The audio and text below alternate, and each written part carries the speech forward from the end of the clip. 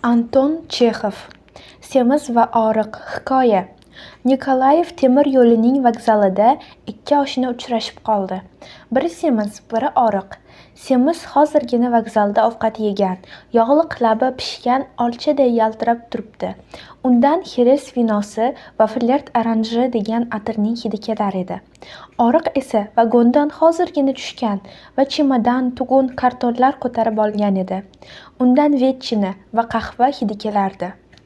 Uning orqasida oriq, cho'ziq yuzli xotini, qisiq ko'zli novcha gimnazist o'g'li turibdi.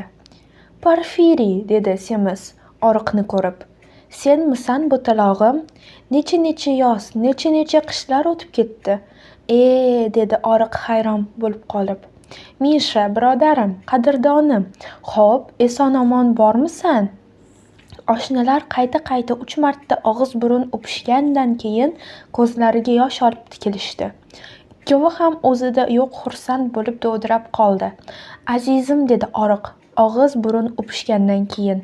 Buni qara-ya, xo'p uchrashib qoldik-da, qani menga tuzukroq qarachi, hali ham o'sha ilgargidek chiroylisan-a? Hamon o'shanday jonon olifta. Obbo seni, xo'sh, qalaysan? Boyidingmi? Xotin oldingmi? Men uylandim, mana. Bu xotinim Luiza Vansenbach, Luteran mazhabida.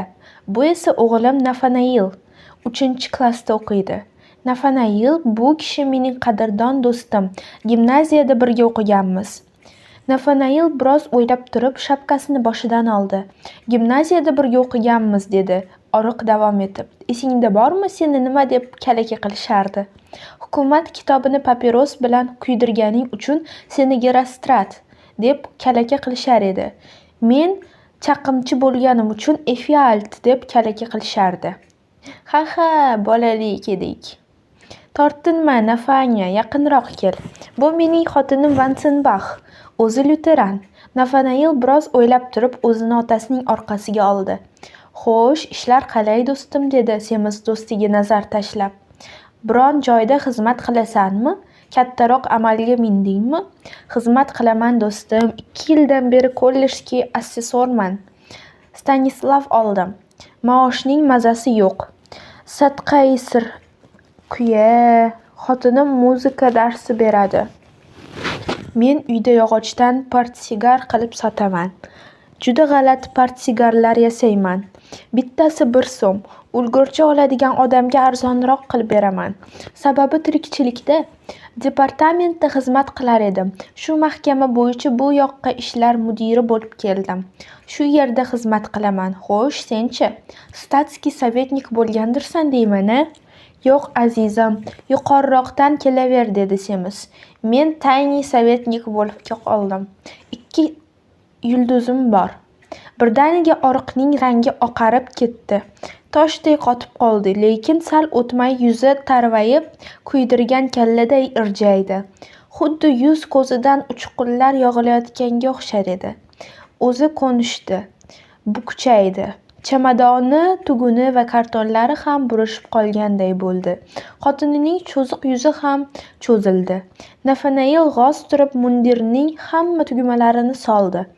Men janobi oliylari ko'p yaxshi.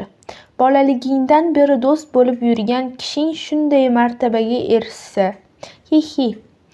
Qo'ysang-chi, dedi semiz aftini burishtirib. Bu gaplarning nima keragi bor? Birga ko'rpa tepishib katta bo'lgan odamlarmiz. Muncha ehtiromu qo'l qovushtirishning nima keragi bor? Qo'l qovushtirmasdan bo'lar ekanmi, nayinki, dedi oriq yana ham ko'nishib. Janoblarining nazari marhamatlari, go'yoki obi hayot. Bu janobi oliylari o'g'lim Nathanael, xotinim Luiza Luteran bir daraja. Semiz unga qarshi nimadir demoqchi edi. Uning yuzidagi ortiq darajada bo'lgan mutaylik, hoksorlik alomatlari ensasini qotirib yubordi. U o'girilib xayrlashgan qo'l uzatdi. Oriq butun vujudi bilan ta'zim qilib xayrlashdi va Xitoydan hihiladi. Xotin iljaydi. Nathanael tovoni bilan qadam tashlayman deb shapkasini qo'lidan tushirib yubordi. Uchovi ham o'zida yo'q xursand edi. Abdulla Qahhor tarjimasi. Gerostrat Yunon afsonasining qahramoni nom chiqarish uchun ma'buda Diananing ibodatxonasiga o't qo'ygan.